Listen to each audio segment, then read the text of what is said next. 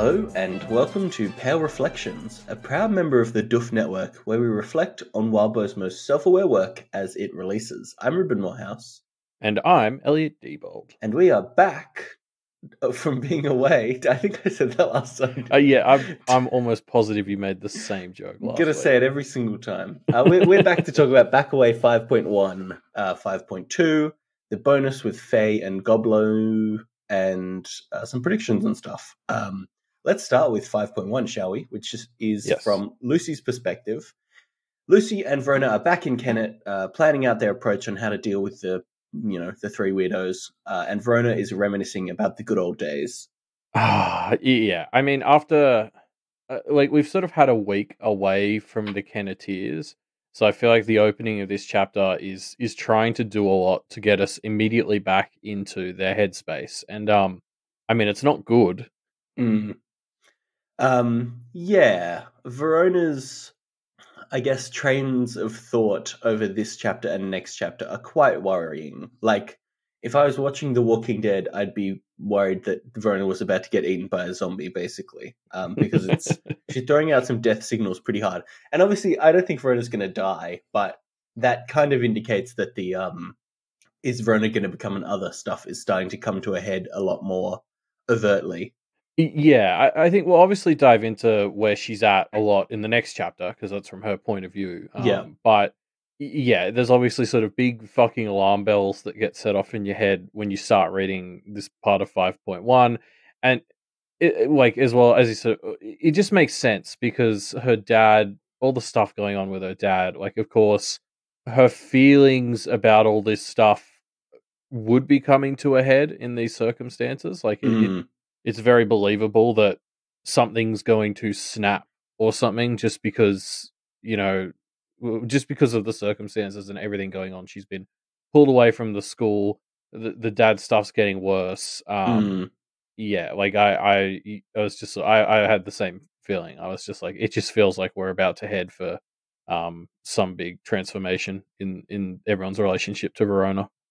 Yeah, definitely. Yeah, I guess the stuff we're talking about here is how Verona kind of finally starts to do her version of letting Lucy in on what's been going on with her. And of course, the way she does it isn't by saying she basically wants to not be human anymore, but that she asks Lucy what it would be like if Verona was her cat. She's just sort of gently introducing it as an idea. Yeah. Yeah, like, and just like, oh, hey, how wacky would it be if I was just like a cat most of the time, right? Yeah, no, it's basically like Verona says, hey, how wacky would it be if I was a cat most of the time? And Lucy says, well, that would be pretty wacky. Verona would be like, hey, how dare you? Yeah. She just sort of tries to test the waters and pulls her toe out very quickly when they turn out to be cold. Yeah, I mean, I don't know what she was hoping Lucy would say, like, yeah, I'd love for you to just be a cat that I couldn't talk with, but still had around all the time. I don't know. Anyway, yeah, Lucy doesn't quite cotton on to what she's doing, and then she starts to realize that this is obviously quite serious for Verona, and then Verona changes the topic. Yeah, and I mean, because we're obviously seeing this from Lucy's perspective, it's kind of fun because Verona starts to bring this up, and I think we, as the readers, like, oh shit, like this is that conversation like starting, and Lucy just kind of doesn't sort of treat it seriously because she's got her own stuff. Like, on her level, she's sitting here complaining about like how they're sitting on the sidelines, and that that's not something she likes to do. So she's kind of freaking out on her own thing and just. Like, I kind of get the impression she thought Verona was trying to distract her. So she was like treating it lightheartedly, and then she sort of realizes Verona is being serious, and this plants this seed of a thought that we're going to sort of track throughout the chapter. Yeah. Yeah. We'll get to some of that stuff, I suppose. So yeah, Lucy realizes that Verona's being serious, kind of reassures her a bit by talking about the person that Verona is going to grow into and how much Lucy wants to meet that person. And then Verona kind of clunkily changes the topic to what Lucy's going to be when she grows up. Yeah. I mean, it just hurts so bad to see Verona sort of, tried to put it out there or do the little reaching out and then just immediately pull back and divert and like try to make Lucy forget that this sort of ever happened. Yeah.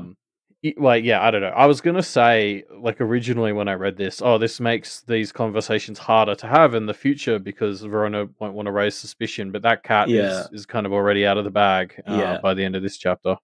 Yeah, for sure. I think it's pretty clear by the end of the chapter that Lucy is quite worried about Verona.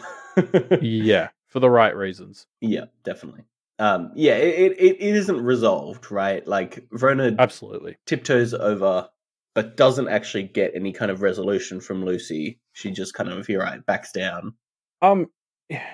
Yeah, and because as you sort of already touched on, like, what sucks about this is Lucy's response is like, oh, that would be awful because I'm so excited to see the person you grow up into being. And that's actually the part of the response where Verona pivots out of the conversation. Like, Verona is unwilling to do that, like unwilling to sort of try and analyze the person she might grow up to be. And we'll get to talk about that, especially next chapter. Yeah. Yeah, we'll get there. Yeah, you're right. It's just Verona doesn't want to engage there. Yeah. Well, and it's extra tragic because, like, Verona's coming at this from such a selfless place. Like, she really just doesn't want to let Lucy down. She wants to make sure Lucy's okay. Like, you know, as soon as she can determine that it's not going to hurt Lucy and Avery, for her to turn into a cat or an other or whatever, like, I think she'll, like, you know, really start to do it. But it's just like the only thing holding her in at the moment is Lucy and probably Avery. So it's just kind of like, it's so rough seeing her have this conversation where she's basically kind of in a way being wholesome because she's just wanting to make sure things are going to be okay for Lucy, but then also because she's trying to take care of herself. Like, it's so, yeah, I don't know, it's heartbreaking. Yeah. I guess while we're talking about the future of the trio, we also do hit the beat here of Avery finding a partner or potentially multiple partners. She is athletic. Yeah, I kind of wanted to touch on this quickly because it feels like this is something that has kind of been simmering unresolved for a while. The Avery kind of needing somebody to help her put her feelings about herself in check to an extent. I don't know. The whole, like, Avery not having any love candidates kind of thing. I feel like this is something that will hopefully be resolved by the end of the story. Or it should. I want it to be resolved by the end of the story. I think if Wildbow doesn't resolve this, of all the cruel things he's done to these characters, this will be the cruelest. Yeah, I think I've argued in the past for an Avery resolution being her becoming comfortable enough with herself that she doesn't need a relationship right now. But yeah, that would still be a resolution. As you sort of say, like, we had it set up by Marisica in Arc 2 that there is no one for Avery. But I don't know if that included the school. Maybe there's some eligible bachelorette hanging out at the Blue Heron Institute we just haven't run into yet. Yeah, it could be. I don't know. We don't really have an answer to that, right? I'm suspicious. I don't know. It just feels like the kind of thing that, I mean, it's as we identify what the kind of areas of personal development for each of these characters are that we think they're gonna, tackle or resolve by the end of the story. I think Avery's one is her not fully feeling comfortable with who she is until she has some kind of validation from a partner, right? And so I feel like that's we're reintroducing that concept here. I think we're probably going to, as a result, see some movement on that. I don't know, not necessarily soon, but before the end of the story, you would hope. Yeah, I'd agree with that. Yeah, I mean, you never know. Like, we haven't seen much from Avery yet this arc, but it seems like Lucy and Verona are both going to be confronting some pretty hard stuff this arc. So maybe Avery will be getting in on that soon enough. Yeah. So yeah, the two are kind of worrying about Avery as they talk about her because they realize she's been gone a while. Then they realize they can't get in touch with her at all and start to really worry. And then they are attacked, but it turns out to just be the goblins. I love the fact that this time field is making phones not work. Like, I didn't really click on this last week, but like I think we talked about this on Media MD when we watched the X-Files, but like old X-Files episodes just don't work in a world with mobile phones. Like, so many of the episodes are kind of based on the fact that you can't communicate with people once they're out of yelling range. And it feels really like some of them fall flat now in like the 21st century, because you're sort of watching this and it's like, well, just call them. And so like I have noticed like lots of shows do stuff to try and take phones out of the equation in situations like this, and this is a particularly fun one, like, because the phone's not working is almost just a side effect of the actual problem this watch is causing. But I think in a way it's going to be the biggest problem, because they are having to split up and not be able to communicate. Yeah. Yeah, it's a classic, I guess, horror trope of, oh, my phone doesn't have battery or signal, or it's always fun to do that in a horror sort of thing, and this is a particularly good one, especially because it lets people like Sharon still have hers, which I find hilarious. Yes. So yeah, the goblins attack. Maybe we'll touch on this again in a bit, but it's strange how much this seems like an attack. And the kind of loose explanation they give is, oh, we wanted to make sure you're on your toes, basically. But I don't know. The explanation is basically like, haha, gotcha. Gotcha. Really? Yeah, I don't know. I'm just suspicious that it's so aggressive, I guess. Like, Verona and Lucy go to full battle stations for a bit here, right? Yeah. I mean, they do. Like, I don't know. Did we ever sort of talk about? It feels very symbolic that Kennet has like added a whole bunch of others to its repertoire in the last month, and they're all goblins. Like, the number of goblins in the town has doubled, tripled. I haven't been keeping close enough track of all our newcomers, but like, I feel like that's saying a lot about the vibe of the town as a whole when you're adding an extra 50% of your total other population, and they're all more goblins. Yeah, you're right. It's really goblining up, isn't it? Yeah, and I'm sure this is like sort of all Carmine Beast related stuff, like the town, like Sharon talked about it in her bit, like to her or to Innocence, this sort of maps to like increased petty crime rates and stuff, and so that that's been caused by the Carmine Beast, and we're sort of seeing that manifest in the roster of others as extra goblins. Yeah, I mean, it's not necessarily unintentional though. We get some hints that Toadstool at least is involved with what's going on, so potentially an increase in goblins is, I don't know, part of his bargaining. Yeah, well, it's a sort of thing where it's like, this is the thing with the other verse. It's like, it's both. Like, there's these in-universe explanations for why more goblins are showing up, and it totally makes sense with all the Carmine Beast stuff.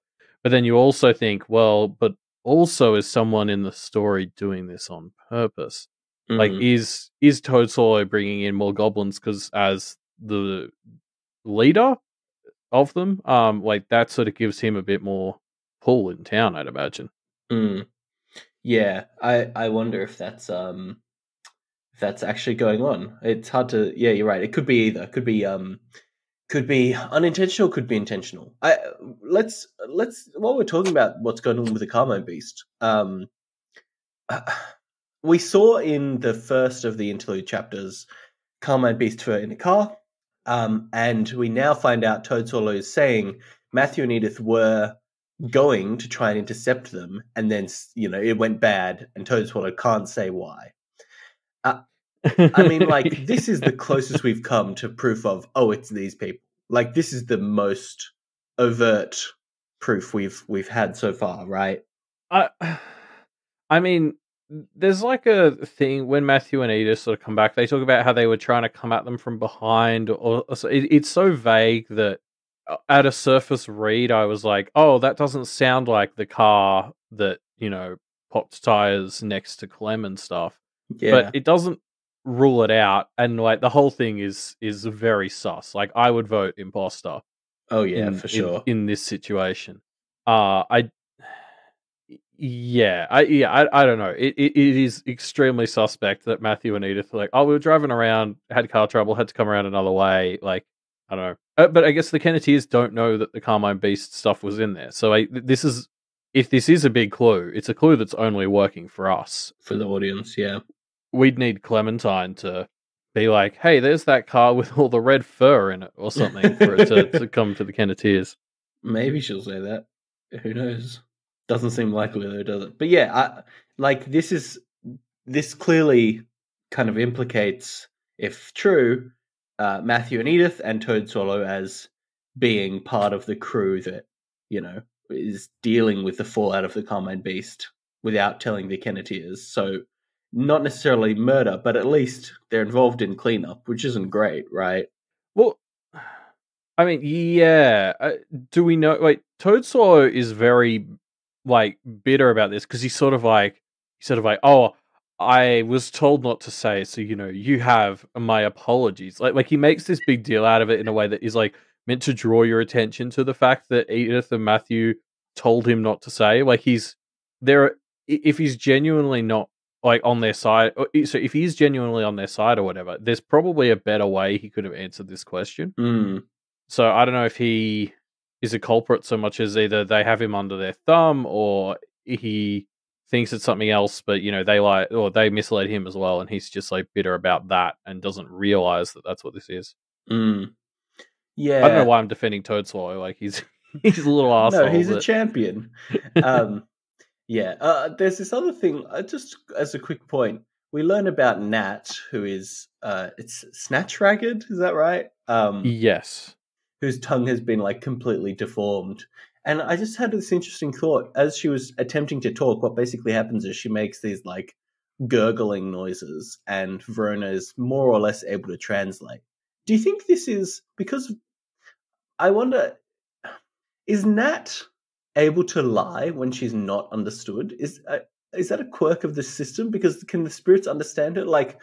Is Verona's translation taking on the responsibility of being correct, or is it Nat's, gurgled information? I always sort of read it as the spirits kind of go off your intent, and that even tracks with something like Snowdrop. From her perspective, she's sort of saying what she intends, and then the spirits are vetting it and flipping it around for everyone else on the way. Whereas, I'm just trying to think of the ways people have kind of lied by just going through the letter of the law. I don't know. It seems to be intent based. So as long as Nat is trying to express things that are true, I think it's fine.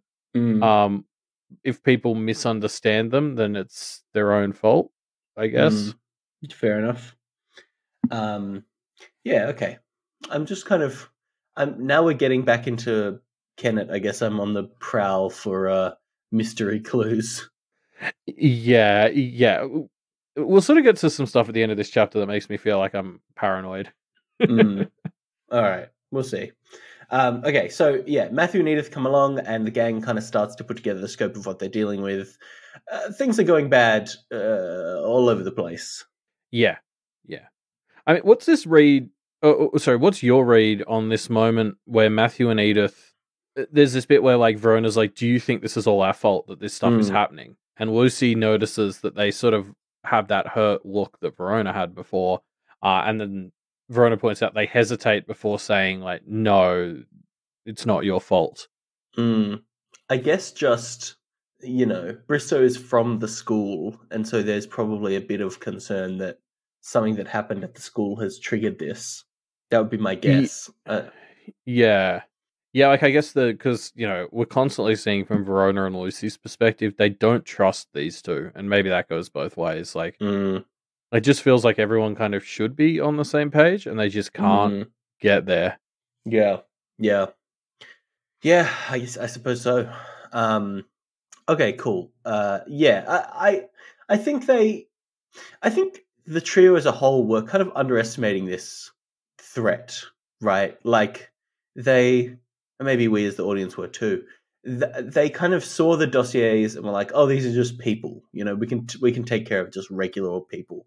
But obviously, these three are starting to have some pretty major ramifications for the town, right? Yes. Yeah, I mean, this has all gone to... I think we as readers, with like another arc ending on and this arc starting on These Aware, I was sort of like, oh, okay, this is going to be a thing. But I guess the Kenneteers don't realize that this is the start of a new arc. Yeah, like it has just all gone to shit so fast and so efficiently. I think we'll talk about that a lot at the end of 5.2 because Verona and Matthew start to talk about it. Yeah. It. Yeah, I guess we'll talk about that a bit more later. But it's gone so badly so quickly, and I guess I just didn't expect it to be this. I don't know, this damaging.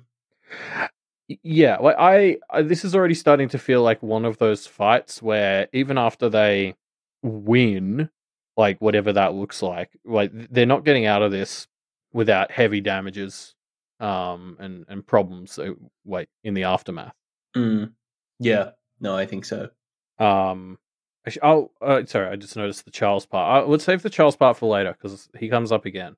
Cool. We'll talk about Charles in a bit. Talk about Charles later. So yeah, the group drive off to start dealing with these issues, very quickly running into Avery as they go. I love the way Avery just sort of teleports into the truck. It's the coolest shit. Like, we're going to talk about Verona's cool stunts in a sec, but I just love how awesome these three have become. Yeah, they're really getting pretty cool, aren't they? Speaking of cool, we see Snowdrop's latest shirt, which is Rabies Vector? Nah, Humble Trash Inspector, which I think is my favorite of all. And I, again, just really want it as a shirt, Wildbow, so, make that happen. Yeah, I wonder if snowdrop.com is taken. It probably is. Anyway, yeah, it's interesting how... So Avery sort of tries to catch the gang up on what went down between her and Clem as they're in this truck, which, like, as a side note, good thing she managed to find the truck. But so Snowdrop also starts reporting on some stuff, and Avery kind of defaults to just translating for Snowdrop, and Snowdrop doesn't seem particularly impressed by this. Like, yeah. I don't know, I feel like that this was something we started to talk about in Arc 4, the sort of relationship between these two and how everyone else is kind of affecting it. And like what I couldn't help but notice is like Avery is doing this translation, but everyone in this car, I'm pretty sure, is aware of Snowdrop's thing. Like, it's not necessary, maybe. It's kind of convenient, especially like in a high pressure situation, to just make sure everyone's on the same page. Like, I can see the reasoning, but I can also see why Snowdrop would find it frustrating as hell. Yeah, I wonder... You're right. You would think that Snowdrop would be used to this being a kind of, necessity to an extent of the way they operate, which makes it a little weird that she is so upset by it. I don't think Avery does this that often. Like, sometimes she translates when people are a bit confused, but like, when the three Kenneteers were talking to her at the Blue Heron Institute, and they're like, nobody translates what she's saying, except for a few times where Lucy's like, what are you saying? My head hurts. Whereas it's just like, in this high pressure situation, it kind of feels like a bit of a devaluing of Snowdrop, that she, like, now she needs an interpreter because we can't afford this stuff. And it's like, I see it from Avery's side. I see it from Snowdrop's side. Like, it's just a bit of a mess. Yeah. I don't know. I didn't read into it that much when I read it, but you're right that maybe it feels like a degradation of their working relationship, I suppose. Yeah, well, it just makes it feel like Snowdrop is lesser, I guess, because like, she needs, like, it's like, oh well, when this stuff is happening, like, Avery or someone needs to be around to translate it for her. Yeah, like, she's not on the same level. Interesting. Yeah, maybe that's how she's taken it, I guess. We'll have to see. I don't. It doesn't feel super. Maybe I'm making a mountain out of a molehill. Yeah, but I could also see Snowdrop making the same mountain out of that molehill. So maybe you're right. Yeah. I guess we'll find out. Yeah. I also want to point out something that kind of coalesced as I was reading these two chapters. Just with these three are being so effective, and it almost seems like it's just by chance that it's all working out, right? And I'm kind of uncertain whether that is chance and it's like the universe being by default on the side of the unawakened here because they are, they're non-practitioners, or if it's more intentional than that. And Verona seems to think that it's a bit more intentional next chapter, but I'm curious to see what you kind of felt this at this point. Yeah. Because definitely, I think I had more thoughts on this after Verona and Matt talked it out, but this is where you really start to be like, okay, things are going wrong so perfectly. Yeah. That this is where I started to buy. Maybe there is something else going on here, and I still feel like I'm not sure. It could kind of go either way, but there's definitely enough evidence for me to not feel too crazy thinking that something else is at work here. Yeah, I agree. It's going too perfectly for the trio, right? For the tenants. Yeah, especially considering they're not even really trying. Yes. Like, Clementine is actively on team, let's just leave this fuckhole. Daniel is not actually even really doing the mission he was assigned. He's just fucking with the fairy.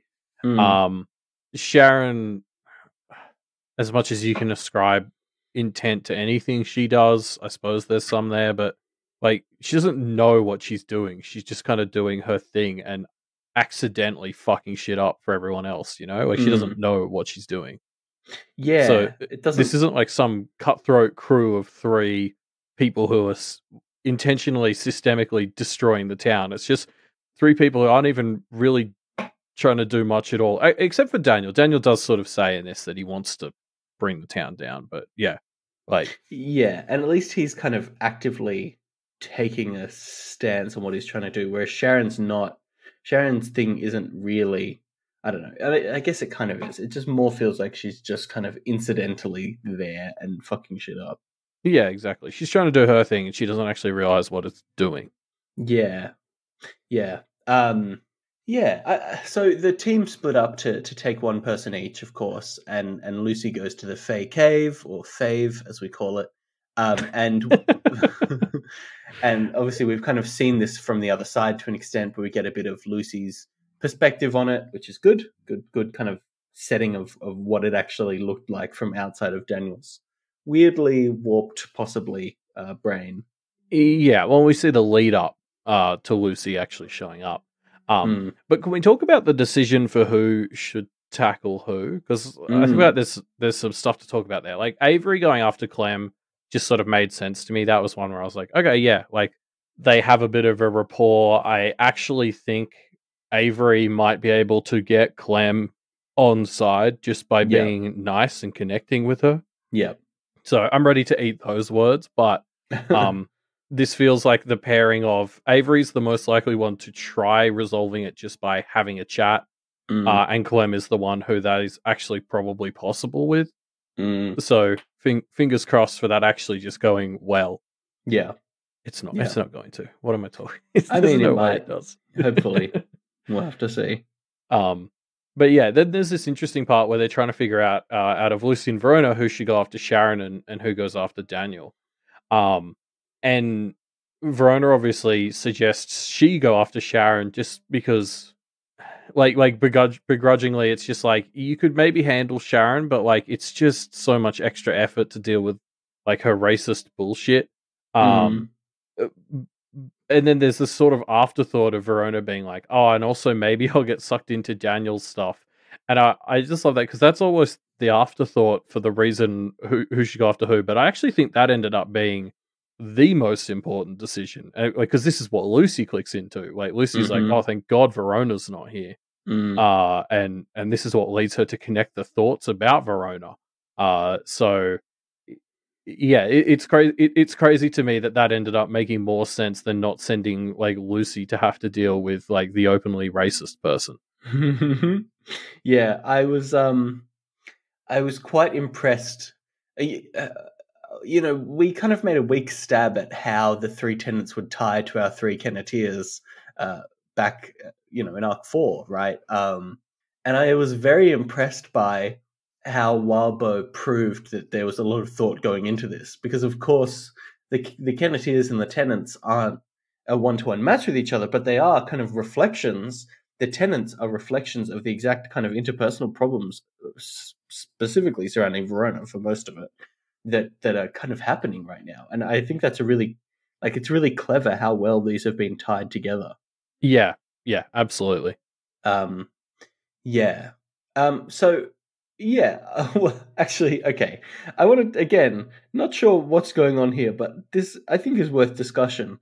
As Lucy's heading to the fairy cave, there's like a couple, like people who are just out there, and they tell her, well, they say, "Be careful out here," a voice cut through the dark. "Watch your step." And these are not people that were in Daniel's little group. These are just kind of other people that are here. And Lucy doesn't, notice anything off about them. What do you think, Elliot? This has to be something, right? I have to admit, the first time I was reading it and these people spoke up, I was like, who are these people? What are they doing here? But after finishing the chapter and reading it a second time, I think they're just people walking their dog in the park. Like, I don't know that we need to be jumping down people's throats for walking their dog on a nice afternoon. This is one of those moments where I was like, oh, this story's making me paranoid, because I just started mentally disassembling two people walking their dog along the creek in town. I don't know. They seem suspicious to me.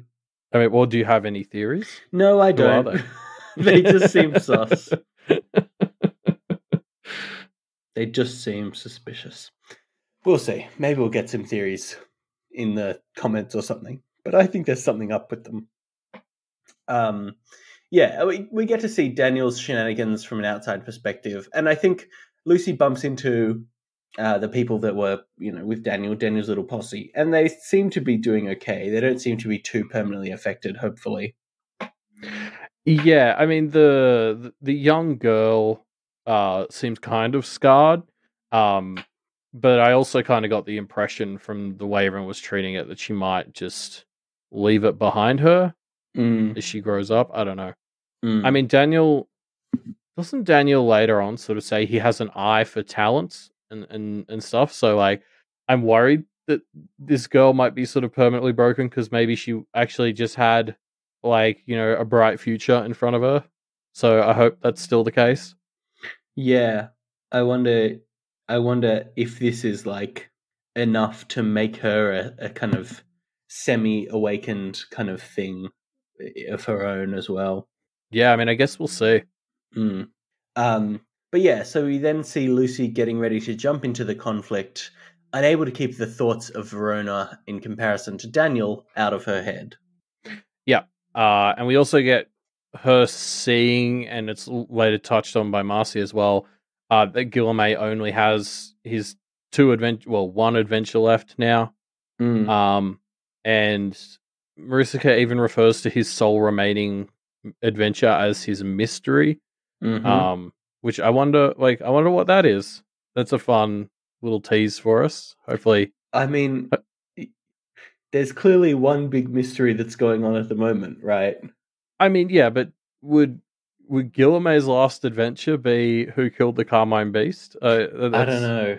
We'll get to this. It didn't feel epic enough to me. No, we'll get to this a little later, I suppose. But maybe you're right.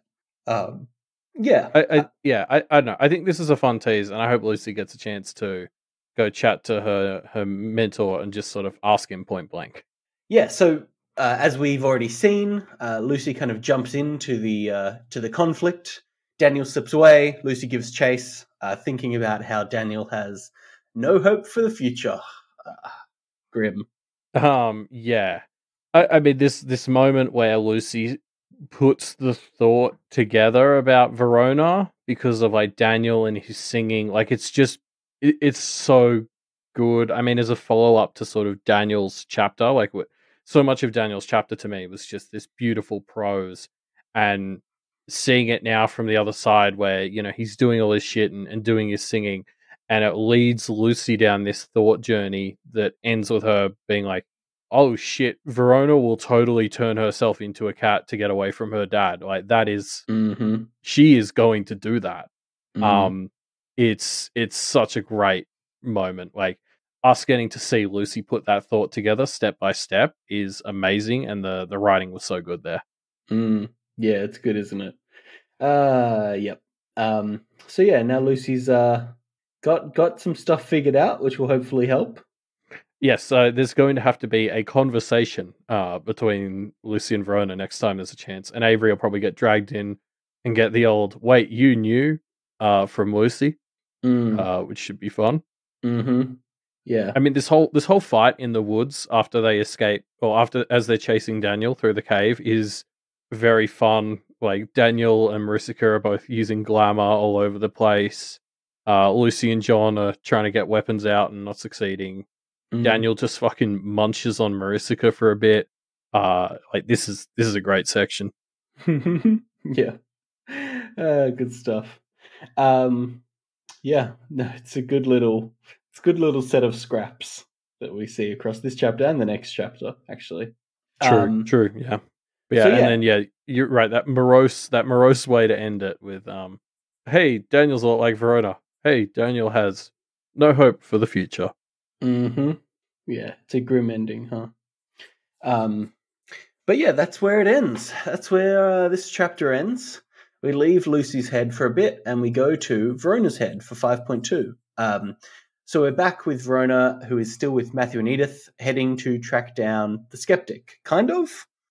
Yeah, they get a bit confused about that throughout the chapter. I think we'll talk about it at the end, because I saw you had a question about it later in the notes. But the tension here is just sort of like, again, like Lucy was sort of like, oh, I don't like leaving Verona alone with these two. And then we jump into Verona's head, and Verona's like, I don't know that I like being left alone with these two. Yeah, there are a few beats of her really not trusting Matthew and Edith throughout this chapter. Yeah. I think rightfully. I mean, I don't know. Matthew hasn't done anything to not earn our trust. But having said that, the doom also potentially is going to come to a head soon, which is kind of scary. In this chapter specifically, Matthew warrants caution. Yes. Yeah, and obviously Edith has been someone we highly suspect for a bit now. So, I mean, I get it, and there's just this constant tension between the Kenneteers and Matthew and Edith that I keep feeling like we make progress on, but then it just, like, it just doesn't fix things. So yeah, like, we're obviously just sitting here and Verona's just tense because she wants to be on task, but she also needs to make sure that Edith and Matthew aren't just driving her out the back to, trap her or something. Yeah, exactly. Yeah, I think it's good. A positive of this is Verona realizes she is not at her best when she is alone. She knows, she's kind of learned now that being part of the trio really elevates her, which is good. She's being broken out of that kind of loner Verona type of pattern of thought that she's been in. Yeah, like, it feels like an important moment, but it's interesting. Like, in general, like, or at first I was like, oh, this is a positive. Like, Verona is realizing how important human connections are to her, and that she's not alone. But like, we sort of see how she's thinking about that later in her nightmare.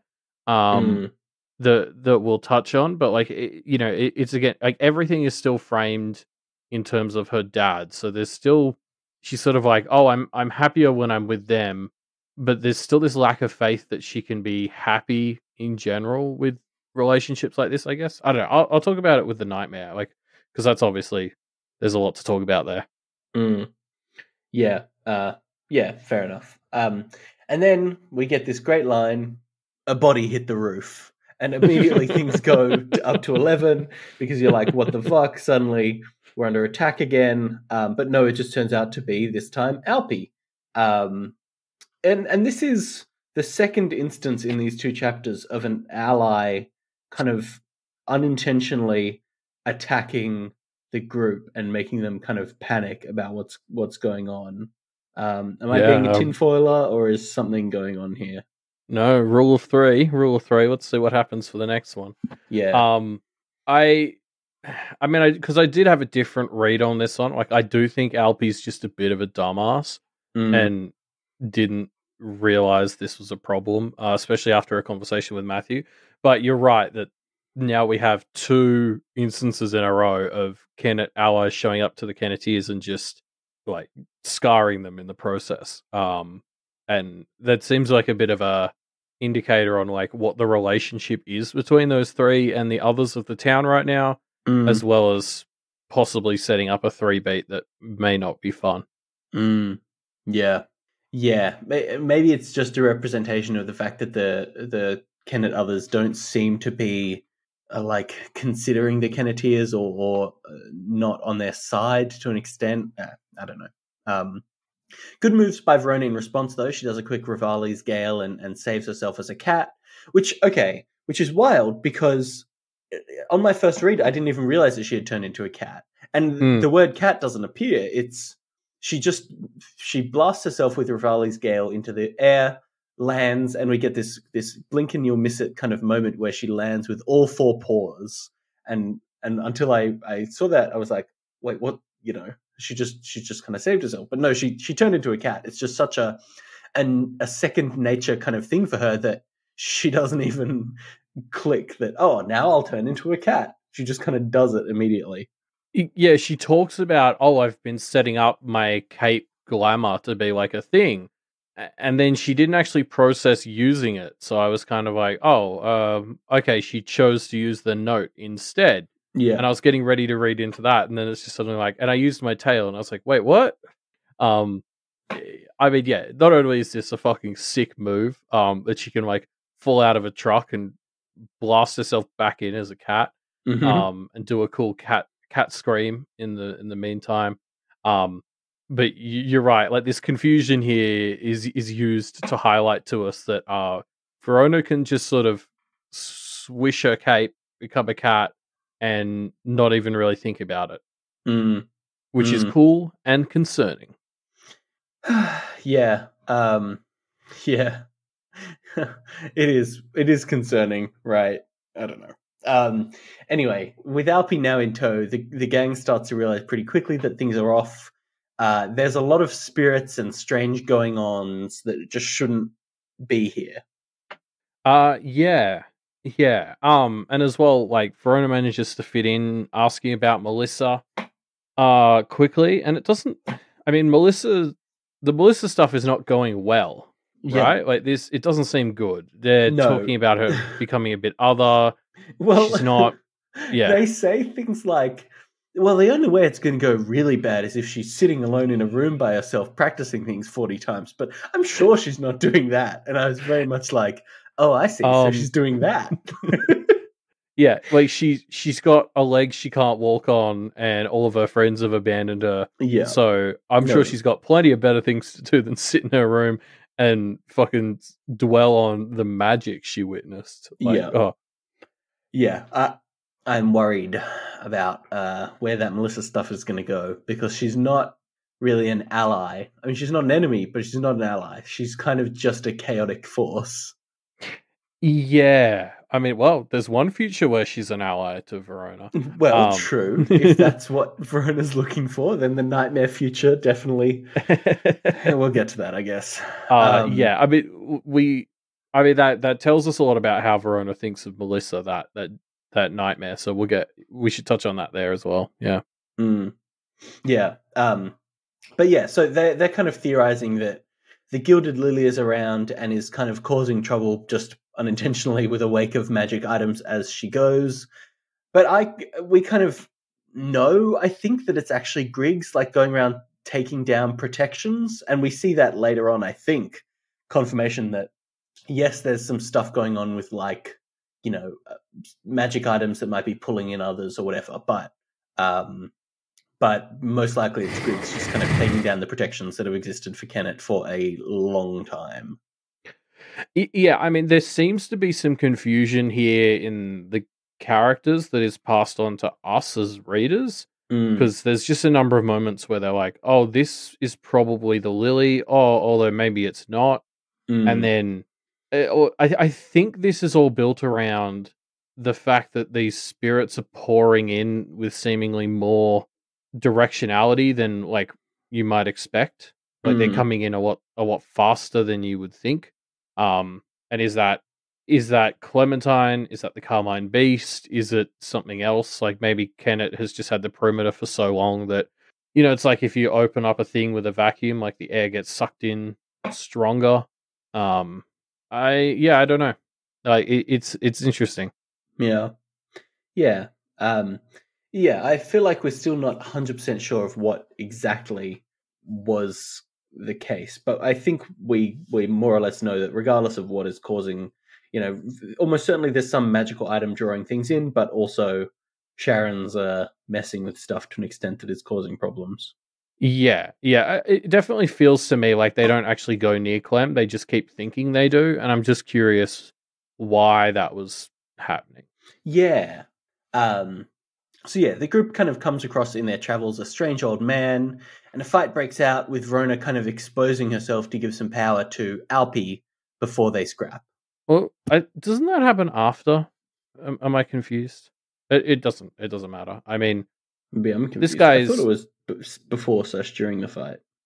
I thought it was towards the end, but Right. I mean, it doesn't matter. Either way, this guy is very spooky.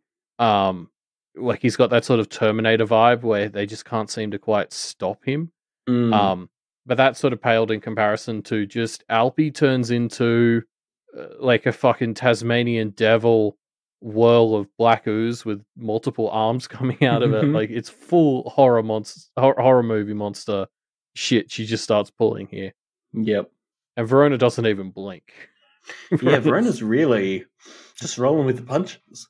I don't think we talked about how like Verona thinks a lot about her sight early on. Well, actually, just throughout this whole chapter, because we sort of open with her sight, sort of showing her that the town, it's all wrapped in a plastic wrap and stuff, but it's like the town has this sort of beating heart that is beating very strongly, which I wonder exactly what that symbolizes. I mean, maybe with the things about like the Carmine Beast's fur being moved, it's brought it's her. The Carmine Beast was her. Is that right? Yeah. Brought her like emotional influence and kind of violence aura a lot more to the surface, I guess. Yeah, I'm not sure too much either. Yeah.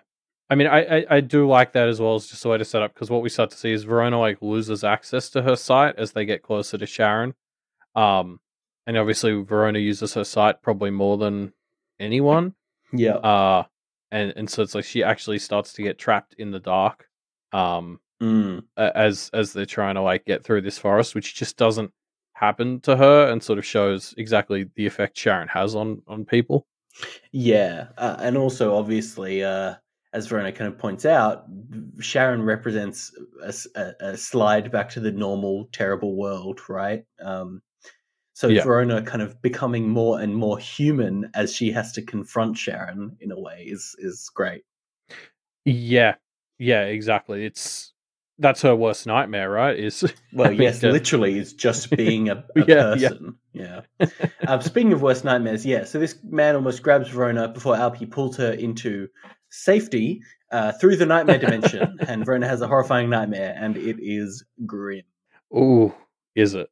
Yes. Let's count all the ways that it's terrible. So one, Verona as a mid-20 something young woman, I think ish.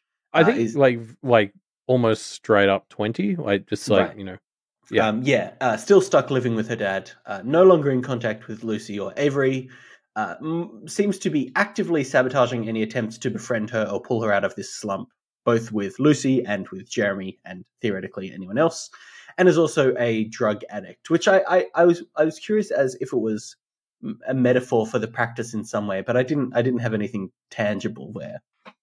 I read it as more like, so this is Verona's worst nightmare, And I think Verona's worst nightmare is being a burden, like that, Yeah. just of any form. Like that's what her dad has sort of instilled her with, is this need to not be a burden. And that's sort of how drug addicts are often viewed, as like burdens on society, right? Because, it's sort of like her dad is telling her to get a job, and she doesn't have a job. She's just going out there with Melissa and doing drugs, and she's not contributing to society in this vision.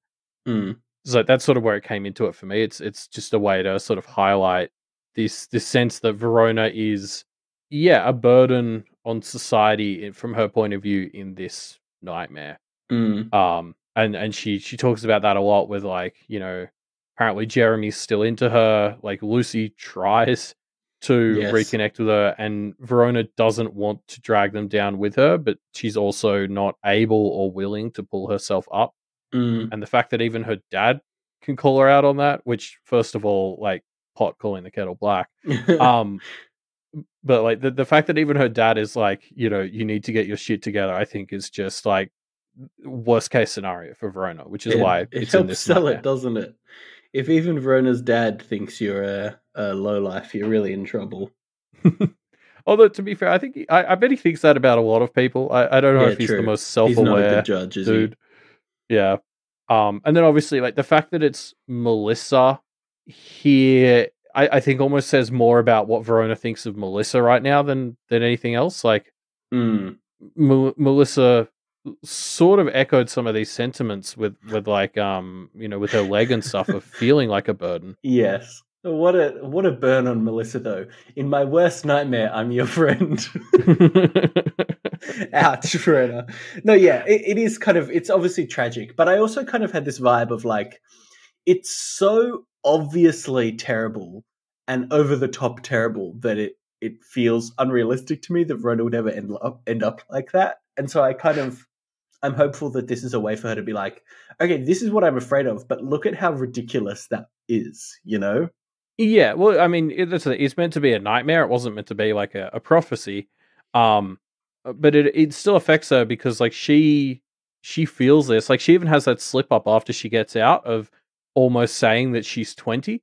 And so like I think that really reinforces how much Verona actually lived this. This wasn't just something she sort of saw. This was something she really felt. And yeah, as you say, like, hopefully that is a tool for her to sort of be like, oh shit, like, these are issues that I am not dealing with, like, fully. Do I need to think about this? And hopefully that does not take the form of cat now. Hopefully that takes the form of talking to people about this and saying, hey, am I a burden? Yeah. Especially because, like, this was originally used or talked about in the context of Verona's dad, right? Was it Arc 2?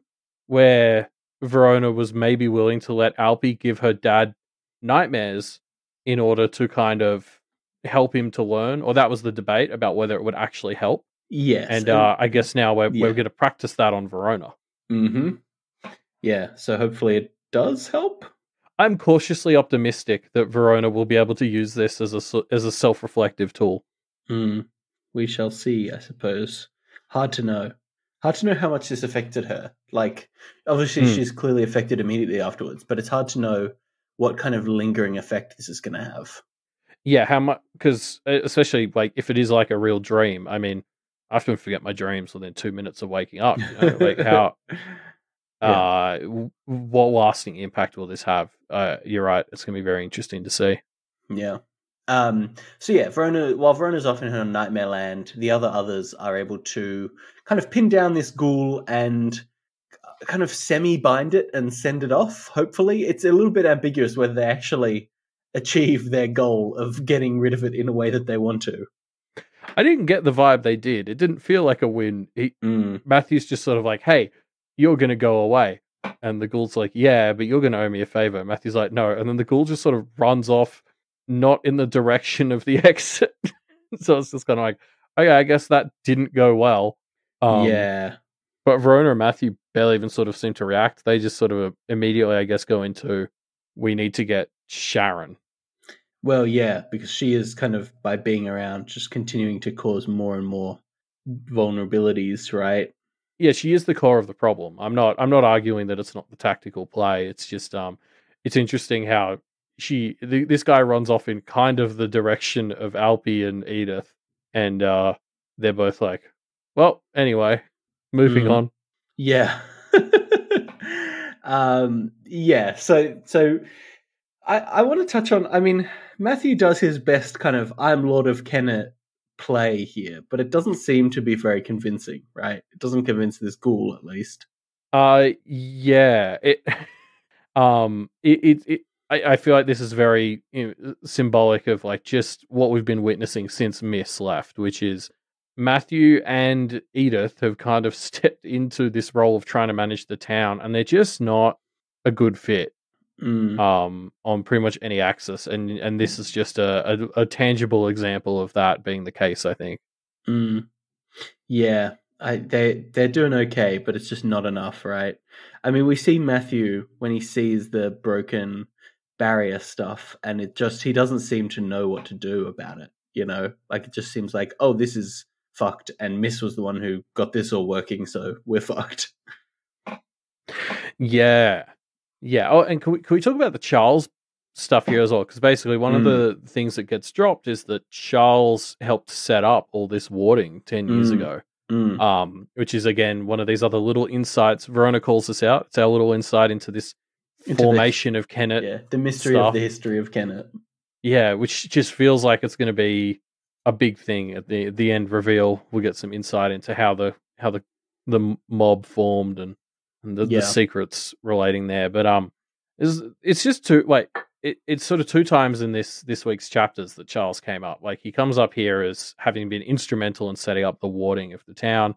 And then Matthew also mentioned earlier, it has been fun teaching you with like all the stuff I can remember and all the stuff Charles has been helping me piece together, which that line originally jumped out to me as very odd that Charles would need to help him piece together stuff as opposed to just being able to tell him. Yeah, I don't know. I feel like we need to have a chat with Charles. Like, he just keeps coming up as like, oh, he was integral for doing this. Oh, he's very important. We haven't had a good opportunity to sit down with him, have we? Yeah, like, I'm just becoming more and more suspect of him every time somebody kind of is like, oh, yep, Charles was very critical for doing X, Y, Z, and that we just haven't seen him for arcs. Yeah, you're right. He's kind of taken a backseat when he shouldn't because he's very suspicious. Yeah. I'd be tracking down Charles to have a chat with him if I was a Kenneteer. Yeah. We don't. I didn't realize this until before, but the stuff with Matthew and how vulnerable he is specifically to the skeptic, in the sense of kind of weakening his hold over the doom and allowing it to escape. Like, oh shit, that's so bad. Like, we're obviously seeing, we saw Guillemets being accelerated closer to death. His relationship with Maruska has been messed up by the conflict with Daniel.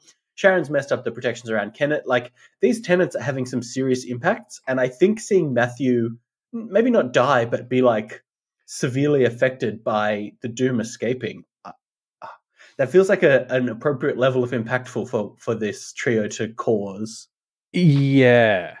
Like, as you sort of say, there's going to be long-term consequences for all this, regardless of how we get rid of the tenant trio. The Matthew stuff is funny as well, because I didn't think of that either until like Edith started jumping earlier in this chapter, and I was like, oh yeah, shit, of course, like, not only is the doom being weakened, but like so is the warding that's keeping it in. That's not good. Matthew should maybe not be here. I think we actually got insights. Was it earlier? Lucy commented on like how they had been doing like observation of Matthew and Edith in particular before they left, and they noticed like Matthew was able to use his doom, and it wasn't a nice thing. Like, he was much more violent than like Edith, who might be able to sort of use her spirit powers to convince spirits to come with them or go away. Matthew was sort of the hammer. Yeah. Like, I don't know what my read is on Matthew right now. He's all over the shop, but I just want him away from Sharon, because the last thing we need is this doom getting out.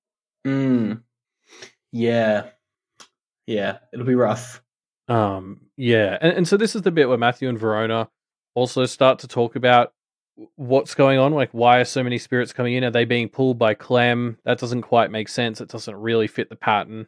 I feel like even if we assume the Carmine Beast is accentuating who she is, it feels like too many to be getting pulled in. So what? I wonder what else is going on. Is this a thing where when you break the perimeter and you open a hallow, does more stuff flood in? Did we talk about that with Nicolette? I feel like that sort of thing came up with Nicolette's hallow in the side of her head. Yeah, maybe. I don't know. My only other thought was that maybe whoever has like the Carmine Beast's fur is helping it along. Like, the Carmine Beast's effect of like enhancing Clem or something is actually being like revved up by whoever has the furs. Or even, whoever has the furs sees this as a perfect opportunity to cause some strife that will cover for them moving it or doing whatever they need to do, Yeah, maybe they had people waiting on the outside and they're using, like, these are all people coming in who are working with the people who killed the Carmine Beast. Interesting. So Matthew and Verona are continuing on and they find a lot of the protections that existed for Kennet have been completely dismantled. Things are getting worse. Matthew decides to turn back because the doom is going to be too much for him, as Verona continues on to confront Sharon and the police. I love... So, we don't get the specifics, but Verona basically asks Matt to tell her a bunch of stuff, which I feel like is this beat that's setting up a cool thing Verona's going to get to use next time we see her, where she gets to say to the police, "Oh, I was told XYZ." Yeah. I have no idea what her angle would be there, but I'm very excited to maybe see that next, because I think it's going to be really fun. Yeah. If Verona has prepped herself with alibis that she can throw into conversations without lying. Yeah, definitely. It's a good trick, the old "I was told." So I look forward to seeing Verona utilizing it. I mean, just again, it's so masterful the way that Wildbow has tied Sharon and what Sharon represents into Verona's kind of distaste for normalcy and obsession with, escapism. Just great stuff. Yeah, I mean, the thing is, Verona is going to have to confront her as her human self. As you say, that's so good. Daniel is going to force Lucy, I guess, to confront a lot of her own stuff as well. Like, we didn't sort of talk about that. It's confronting a lot of her stuff with Verona, with someone who is a victim, but maybe needs to be stopped. And then I can't wait to see where Avery and Clem end up. Hopefully just as best friends. Hopefully. That's the end of 5.2, but of course we get our extra material on Gobos and Feifeis, where A. Kelly and S. Drop take notes on the different Fae courts. That really sets the tone for how fun this extra material is going to be when S. Drop is listed as an author, a co-author. Yeah. It's great. It's classic. The art in this bonus, this extra material is very good as well, because there's not just the little Avery doodles, which are always a treat, but like each Faerie Court gets its own like fancy logo thing, and they're all very cool. Like, I hope after Pale there's this huge boost of like material for stuff like packed dice, because like what we need is, big dock on all the Faerie Courts with like these logos mixed in and stuff. Yeah, it's cool. It definitely gives. I mean, it helps build out, and that's what these bonus materials are so good for. It helps build out the feeling of this world, right? There's just so much stuff. It's a rich, deep world, There's always so much more than what we're seeing is the vibe I just constantly get, particularly in these extra materials. Yeah. I think this one's more or less an extension or summary of things that we already mostly knew, but I especially love in this section Toadswallow's interjections with his read on each of these courts. Because it was hilarious to me that he has reads on all these courts. Like, how insane is it that he's apparently so well traveled? He has met and visited so many of these courts. Like that was a big what the fuck moment for me. Yeah. So yeah, what's your read on these Faerie Courts things? Yeah, I'd spent too long sort of trying to think about all the Faerie Courts and what they might mean and everything, and I don't think I've fully cracked it yet, but like it was a lot of fun to sort of think about what the courts might be representing. Mm. Yeah. I like the Fae Courts. I think it's a very cool. I mean, the core idea of the Faerie as the storytellers, and Wildbow taking, hey, what are these kind of, I mean, literally fairy tale-esque stories, and how can they be turned into the bases of different societies? I think is a very cool setup. Yeah. Well, I think it's a really interesting hybrid of actual fairy lore. Like I did a bit of digging for part of this, and it almost turned into one of the bonus bits that we kind of haven't done for a while. Like a sort of monster court on fairy, because they have courts traditionally. Often it's only two. Like there's like Seelie and Unseelie, which is basically like light and dark courts. And there's all sorts of stuff there, and I think this is always the coolest part of the other verses when Wildbow takes that existing lore and puts that extra layer of, other verse meaning and symbolism behind it. Like, if you look at the courts here, so I guess how I view the fairy is they're sort of the what was the phrasing that was used recently? It's like they're the pretty lies we dress ourselves up in. Yes. Like they're sort of the embodiments of like the lies we tell ourselves, the stories we tell. And like the spring court is all about the high one's all about like aristocrats and like kings and lords and nobles and stuff, and then the lower one is like celebrities, but they're both like, so it's kind of like I always see the high courts as being like more traditional and more like human oriented, whereas the dark ones are always more like subversive or less traditionally human. So like with spring you've got the high one, which is all like aristocrats and lords, and then you've got the low one, which is like Hollywood celebrities and that sort of the new money fame, basically. And I'd almost summarize like the spring courts as dealing with the lies we tell about society. I don't know, like or how we fit together. It's about building like false hierarchies of people. Like we raise celebrities up, or we raise monarchies up, or whatever, and that's all really bullshit. We're all people, but we create stories about how some people are better than others or higher up. Yeah. Okay. I can see it. I like it. And then the summer courts, anyway, Gilamaze is all like Greek hero shit, and the lower summer one is all like monsters and stuff.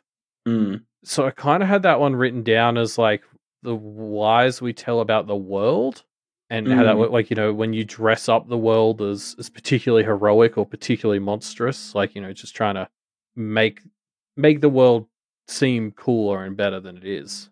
Make out like there's these true heroes who are out there defending us from big monsters and all that bullshit, Yeah. Okay. I don't think it connects as strongly, but I think it still works. Yeah, I feel like what I'm missing from my thing for the fairies, like, so I feel like there's these sort of three types of court, and then winter is, dead. And what I'm missing is like some sort of core like psychological theory about like, the three made up parts of society are like, the hierarchy, the people, and then for fall I sort of had it as like the lies we tell about ourselves or whatever. It's all about like transformation, exchanging stuff. So like, I bet the missing piece that I need is sort of like trying to figure out what the three represent. I wonder if anybody out there has any ideas, hit us up. Yeah, post your theories in the the discussion thread, I suppose. Yeah. Anything else we want to touch on for the Fae Courts? I think that was pretty comprehensive. Yeah. No, I don't know. Yeah, I feel like I'm close to figuring them out, but I'm not quite there. If anybody has made those connections, let us know. Yeah, let us know. So yeah, next, Avery tries unsuccessfully to understand and categorize goblins. I mean, the comedy of this section is just fantastic. Yeah, it's so good, isn't it? Goblins they continue to be the best part of the other verse. The twist at the end of this little bit is so good. Yeah, like, and I think I really like it because if fairy are the pretty lies we dress ourselves up in, like, and goblins are, I think the term used recently was ugly truths of humanity. Like they're sort of the gross things we don't want to confront about ourselves. It kind of makes sense that goblins can't really be categorized because I don't think people can really be categorized. Like I think the way humans try to label themselves is a very constructed thing. And that's probably why the fairy are in seven courts. Like I'd actually be willing to bet fairy chase labels. Like even if they want to have that label to subvert it, it helps to be categorized in one of these seven courts. Whereas like the goblins, they just don't give a shit. Like they're just themselves, and it doesn't matter what you call them. It's like the opposite of being labeled isn't to be unlabeled or to be out, like to have, because that just means you're like a different label. It's to just actually not care or give a shit and just to change it constantly. Yeah. I love goblins so much. I love this stuff about their titles and like how their names evolve with like their power level. Yeah, isn't that cool? Like they just get more and more, I guess notorious is the word, right? The goblin power level is based on kind of notoriety of how well you've managed to carve out a niche for yourself, sometimes literally. Well, and because I can't help but think, like, why would Wildbow introduce this concept to us unless maybe we're going to see one of our goblins move up the pecking order? Oh, interesting. And Toad Swallow seems like the obvious candidate. Toad Swallow, the polite, or whatever. Well, like, I think the example used is like Meat Grinder, the eater of all grandpas. Like, it has to be goblin-y and gross. So, yes. Toad Swallow, CEO. I like that.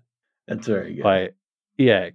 Like, again, Toad Swallow just continues to fascinate me. Like, this extra material in particular focuses on Toad Swallow as somebody who has like traded in a lot of the markets of the fairy. Like, he's such a business savvy individual, and I can't wait to see where that's heading. I just can't quite piece it together for some reason, but like I can't wait for it. I'm gonna feel like an idiot when it comes together, but I can't wait. Yeah. Yeah, I just a great bonus material. I thought it was really good. Really enjoyed it. Yeah, I mean, same. This was very, very fun. Just sort of lore with character color mixed in. Yeah, it's great. Yeah, cool. But that's the end of the chapters, I guess. Sorry, I've just got it open again, and just Avery's second last sentence is, "I wasted so much time on this." Yep. Goblins are so frustrating. I love it. Yeah, poor thing. Don't try and categorize them. Won't work. Yeah, but that's all our chapters for today. Yeah. But of course, that's not the end of the show. We still got to visit some predictions from the community left in our Pale Predictor spreadsheet. Yeah, so what have you got for us, Ruben? Well, honestly, I think both of our predictions are fairly similar here, which is because I think the hearts of the community has really been taken up with Guillermet, especially lately, and his death and his relationship with Marisica, with the way that the Daniel chapter went down. So we both put out, I think, like most of the chapters that were left, most of the predictions that were left this week were about this. So mine was from a user called Filipperol, who pulled out a theory, basically something that we'd kind of touched on and talked around, but the relationship between Marisica and Guillermet being much more friendly than we first thought, and symbiotic, right? With Marisica intentionally kind of making mysteries and stories in an attempt to stop him from eventually falling to winter. So theoretically, even going so far as Marustica having done the Carmine Beast stuff, not to get the letter as we first thought, but as a way of kind of desperately trying to prolong Guilherme's life by keeping him entertained, I guess. Yeah, well, so the prediction I pulled by Deku Solar even went so far as to suggest that Marustica is wanting to turn Guilherme into a Carmine, the Carmine like giant or the Carmine fairy in an attempt to prevent him from falling to winter, which I thought was interesting because I very much got the impression this is a role without much flexibility or whatnot. Like I wonder how different that is to falling to winter to a fairy. Because the other candidates are people like John who kind of live this very routine life already, you know. But anyway, just the idea that Marustica is fucking actually Guilherme's buddy or whatever and wants to put him in that position was just something I had never even considered. It's bonkers. I love it. Yeah, I love this. I mean, I was also going to pull out a prediction about how Guilherme would become Lucy's familiar as another potential way to stave off his descent, which would only work for a while, but whatever. Everyone's been so captured by Guilherme, and I'm worried that it's just everyone trying to deny the fact that Guilherme might not last that long in this world. Yeah, we're all desperately longer, I should say, holding on. Like, oh yeah, if Marustica is actually his friend and wants to turn him into the Carmine Beast, then that means he doesn't die. So this is a good theory. I don't know. I mean, I could actually see Marustica turning Guilherme into the Carmine successor as a cruel thing to do because, like, you know, if it is a routine-based role, Guilherme somehow being trapped inside it might actually be even worse than being in the Winter Court. Because at least in the Winter Court, they get to continue to live out their fairy patterns. In this one, he would be even more restricted to this role. Yeah. Oh, I'm going to miss Guilherme once he dies. Once he dies, because his final mystery is the Carmine Beast, and then when they solve it, he's dead. All right. So if you have a prediction and you want to get featured on the show, I guess, if that's your goal, you can check out the Pale Predictor spreadsheet link in the show note links down below. We actually just added a new category to that predicting spreadsheet, which is who at the Blue Heron Institute is helping Bristow. Yes. Trying to get some of those school and Bristow related theories, giving them their own space to shine. So hit us up with any school or Bristow related stuff there. Yeah. Cool. So I guess before we wrap up as well, just a note, we did a discussion question in our last episode, but that episode came out halfway through the week, so we wanted to give a little bit more time. So we'll still be running that discussion question this week, so you still have time to get your answers in. That discussion question is, should Avery tell Clementine the truth about the world? Would you? Yeah. And, obviously Matthew said a big fat no is his answer this week. But, what does he know? He's getting lessons from Charles, so, can't be that good. Yeah, we shall see. That's the end of our show, though, for this week. Thanks for joining. If you have predictions, leave them in the sheet. If you have answers to the discussion question or thoughts on the chapter in general or the show, you can leave those in our discussion threads, which, again, will be linked down in the links down below the episode in your podcatcher. Yes. We're also available on the Twitter at MediaMD Podcast. The live reads will be resuming there now that I'm back, although I think my work schedule is about to change, so the live read schedule may also be changing. But if you're interested in knowing more about that, the Twitter is the place to be. Yeah. And I guess you should check out doofmedia.com if you want to support all the other great shows on the Doof Media Network. Shows such as Do the Right Thing, a great weekly writing challenge show where you're challenged to write a short story with prompts, and then discussion of those stories takes place. Yes, and then you get to listen to Matthias and Jarvis talk about your story, and that's great, as well as just listening to Matthias and Jarvis talking. Yep. 100%. If you want to support any of the shows on the Duff Media Network, the best way is to become a patron.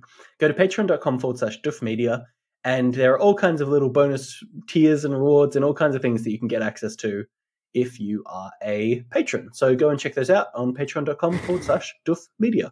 Yes, in fact, the $10 tier gets you access to bonus content that's exclusive to people at that tier, and Ruben and I are part of something that should be appearing on that hopefully this week. So, if that interests you, go check it out.